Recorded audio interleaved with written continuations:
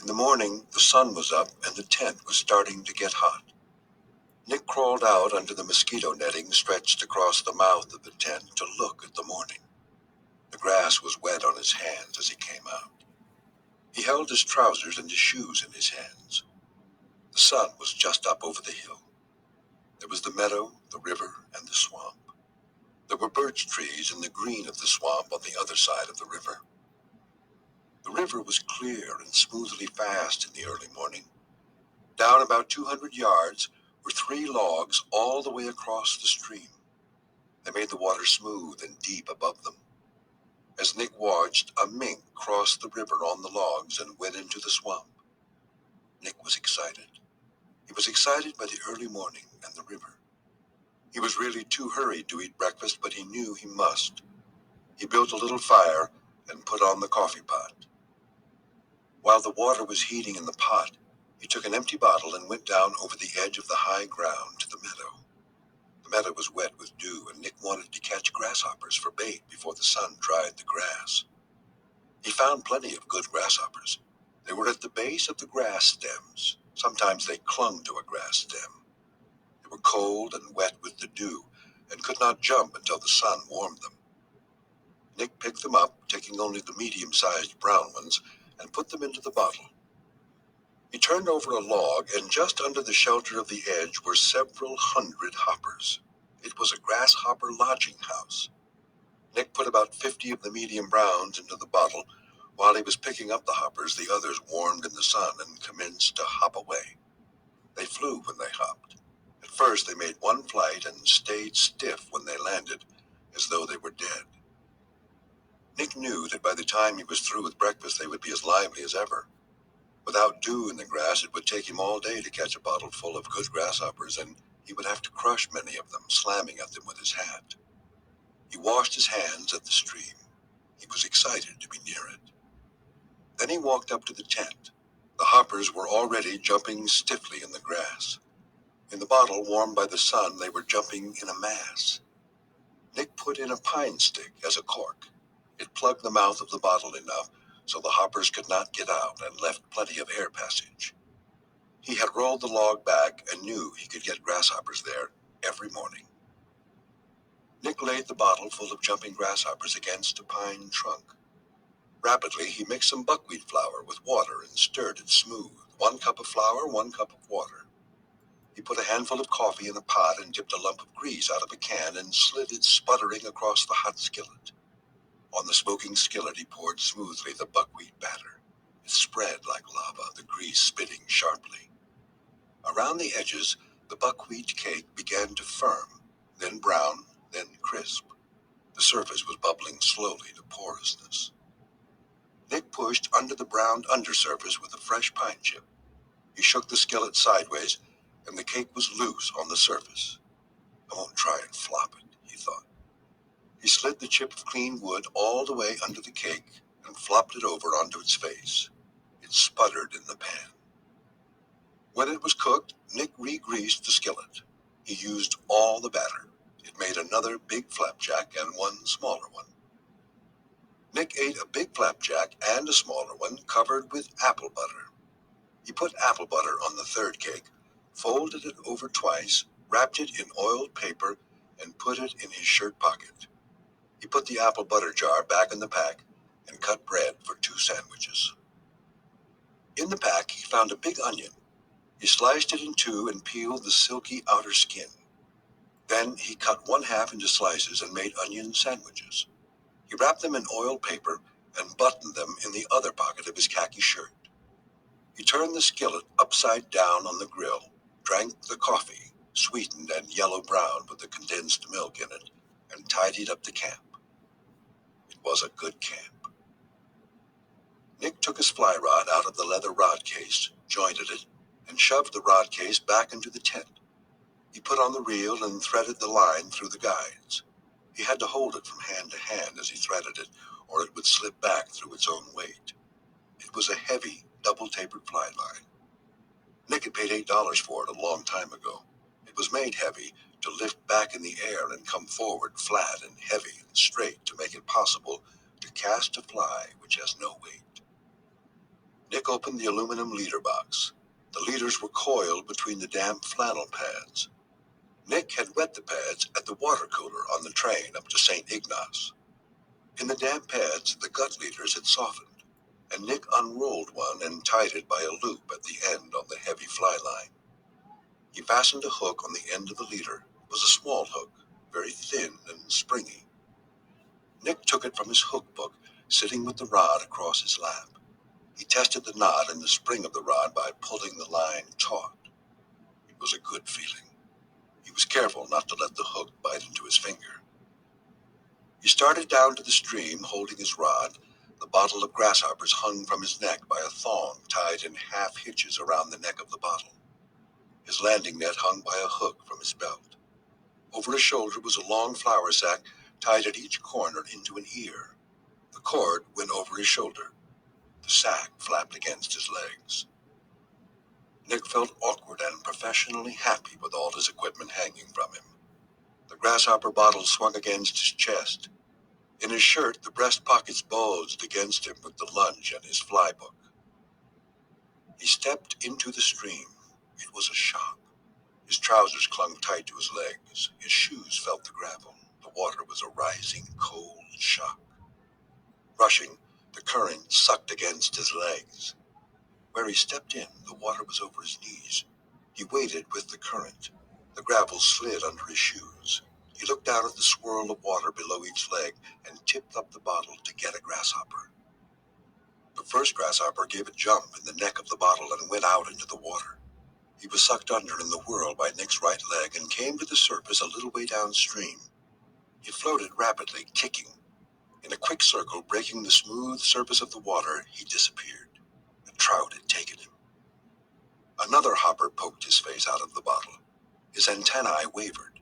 He was getting his front legs out of the bottle to jump. Nick took him by the head and held him while he threaded the slim hook under his chin, down through his thorax and into the last segments of his abdomen. The grasshopper took hold of the hook with his front feet, spitting tobacco juice on it.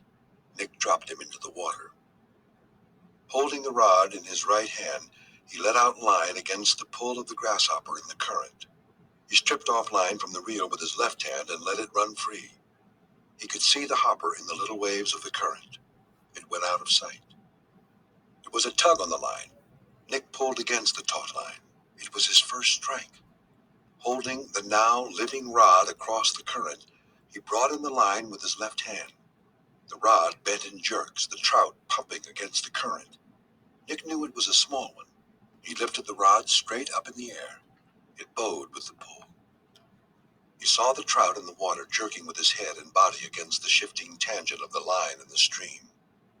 Nick took the line in his left hand and pulled the trout, thumping tiredly against the current to the surface. His back was mottled, the clear, water-over-gravel color, his side flashing in the sun.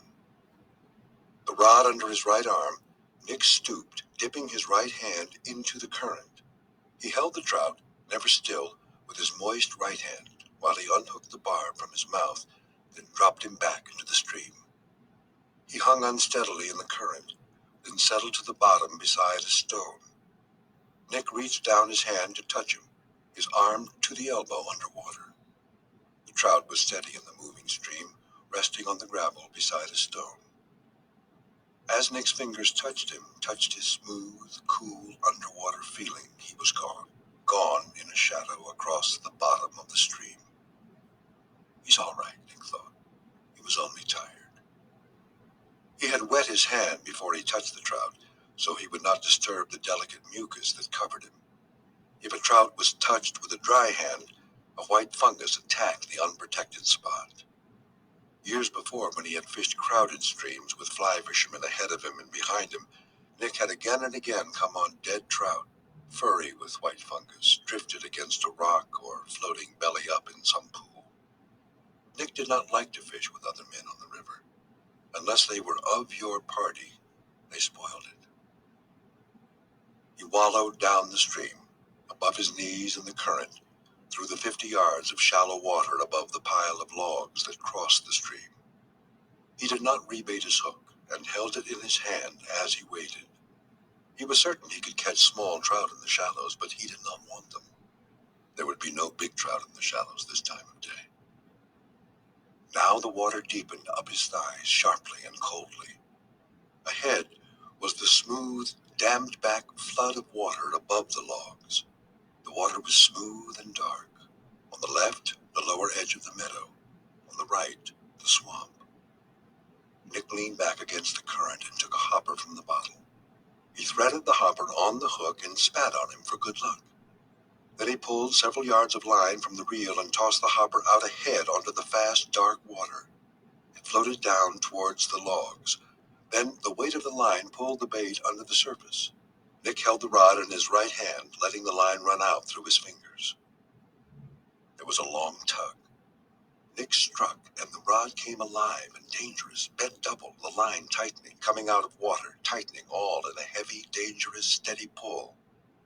Nick felt the moment when the leader would break if the strain increased and let the line go.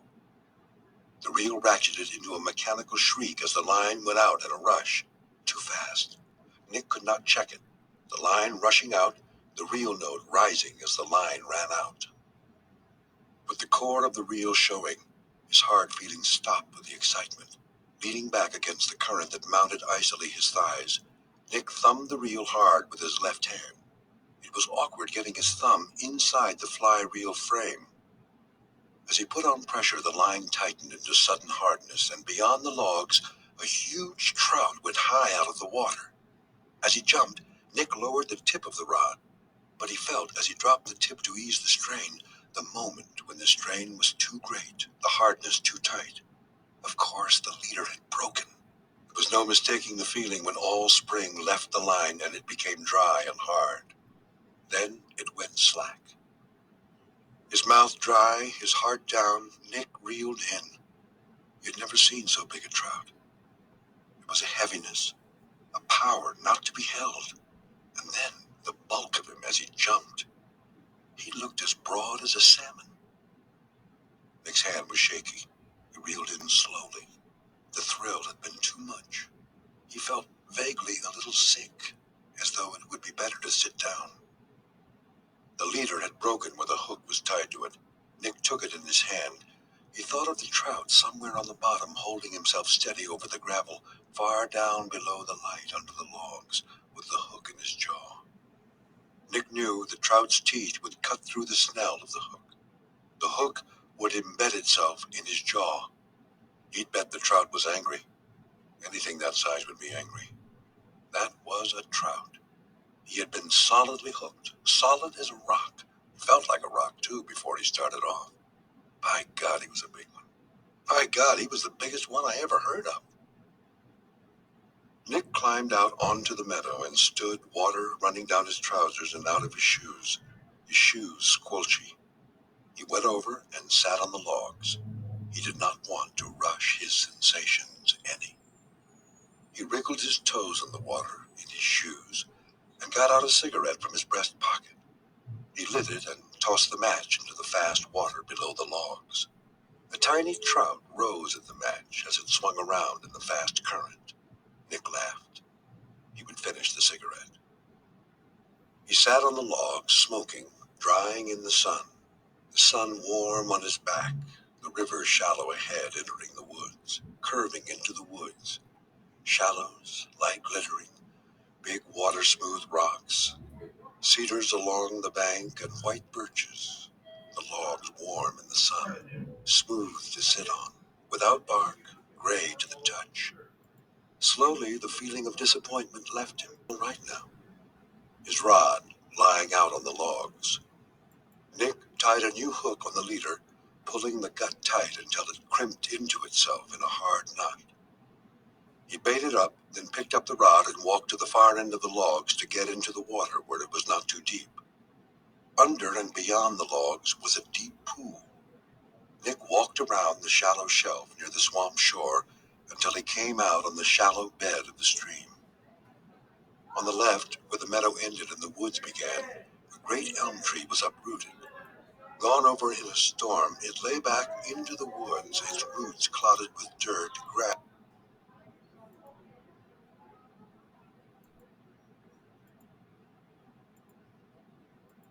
growing in them. rising a solid bank beside the stream. The river cut to the edge of the uprooted tree. From where Nick stood, he could see deep channels like ruts cut in the shallow bed of the stream by the flow of the current. Pebbly where he stood and pebbly and full of boulders beyond. Where it curved near the tree roots, the bed of the stream was marly, and between the ruts of deep water, green weed fronds swung in the current. Nick swung the rod back over his shoulder and forward, and the line, curving forward, laid the grasshopper down on one of the deep channels in the weeds. A trout struck, and Nick hooked him. Holding the rod far out toward the uprooted tree and sloshing backward in the current, Nick worked the trout, plunging, the rod bending alive, out of the danger of the weeds into the open river. Holding the rod, pumping alive against the current, Nick brought the trout in. He rushed, but always came, the spring of the rod yielding to the rushes, sometimes jerking underwater, but always bringing him in. Nick eased downstream with the rushes. The rod above his head, he led the trout over the net, then lifted. The trout hung heavy in the net, mottled trout, back and silver sides in the meshes. Nick unhooked him, heavy sides, good to hold, big undershot jaw, and slipped him, heaving and big sliding, into the long sack that hung from his shoulders in the water. Nick spread the mouth of the sack against the current, and it filled, heavy with water. He held it up at the bottom of the stream, and the water poured out through the sides. Inside at the bottom was the big trout, alive in the water. Nick moved downstream. The sack out ahead of him sunk heavy in the water, pulling from his shoulders. It was getting hot, the sun hot on the back of his neck. Nick had one good trout. He did not care about getting many trout. Now the stream was shallow and wide. There were trees along both banks. The trees of the left bank made short shadows on the current in the forenoon sun. Nick knew there were trout in each shadow. In the afternoon, after the sun had crossed toward the hills, the trout would be in the cool shadows on the other side of the stream. The very biggest ones would lie up close to the bank. You could always pick them up there on the black. When the sun was down, they all moved out into the current. Just when the sun made the water blinding in the glare before it went down, you were liable to strike a big trout anywhere in the current. It was almost impossible to fish then. The surface of the water was blinding as a mirror in the sun. Of course, you could fish upstream, but in a stream like the Black or this, you had to wallow against the current, and in a deep place the water piled up on you. It was no fun to fish upstream with this much current. Nick moved along through the shallow stretch, watching the banks for deep holes. A beech tree grew close beside the river so that the branches hung down into the water. The stream went back in under the leaves. There were always trout in a place like that. Nick did not care about fishing that hole. He was sure he would get hooked in the branches. It looked deep, though. He dropped the grasshopper so the current took it underwater, back in under the overhanging branch. The line pulled hard, and Nick struck. The trout threshed heavily, half out of water in the leaves and branches. The line was caught. Nick pulled hard, and the trout was off. He reeled in, and holding the hook in his hand, walked down the stream. Ahead, close to the left bank, was a big log. Nick saw it was hollow. Pointing upriver, the current entered it smoothly. Only a little ripple spread each side of the log. The water was deepening. The top of the hollow log was gray and dry. It was partly in shadow. Nick took the cork out of the grasshopper bottle, and a hopper clung to it. He picked him off, hooked him, and tossed him out. He held the rod far out so that the hopper on the water moved into the current flowing into the hollow log. Nick lowered the rod, and the hopper floated in. There was a heavy strike. Nick swung the rod against the pull. It felt as though he were hooked into the log itself, except for the live feeling. He tried to force the fish out into the current. It came, heavily. The line went slack, and Nick thought the trout was gone. Then he saw him, very near in the current, shaking his head, trying to get the hook out. His mouth was clamped shut. He was fighting the hook in the clear, flowing current. Looping in the line with his left hand, Nick swung the rod to make the line taut and tried to lead the trout toward the net, but he was gone, out of sight, the line pumping. Nick fought him against the current, letting him thump in the water against the spring of the rod. He shifted the rod to his left hand, worked the trout upstream, holding his weight, fighting on the rod, and then let him down into the net. He lifted him clear of the water, a heavy half circle in the net dripping, unhooked him, and slid him into the sack. He spread the mouth of the sack and looked down in at the two big trout alive in the water. Through the deepening water, Nick waded over to the hollow log. He took the sack off over his head, the trout flopping as it came out of the water, and hung it so the trout were deep in the water. Then he pulled himself up on the log and sat, the water from his trousers and boots running down into the stream. He laid his rod down, moved along to the shady end of the log, and took the sandwiches out of his pocket. He dipped the sandwiches in the cold water. The current carried away the crumbs. He ate the sandwiches and dipped his hat full of water to drink, the water running out through his hat just ahead of his drinking. It was cool in the shade sitting on the log. He took a cigarette out and struck a match to light it. The match sunk into the gray wood, making a tiny furrow. Nick leaned over the side of the log, found a hard place, and lit the match. He sat smoking and watching the river. Ahead, the river narrowed and went into a swamp. The river became smooth and deep, and the swamp looked solid with cedar trees, their trunks close together, their branches solid. It would not be possible to walk through a swamp like that. The branches grew so low. You would have to keep almost level with the ground to move at all. You could not crash through the branches. That must be why the animals that lived in swamps were built the way they were, Nick thought. He wished he had brought something to read. He felt like reading. He did not feel like going on into the swamp. He looked down the river. A big cedar slanted all the way across the stream.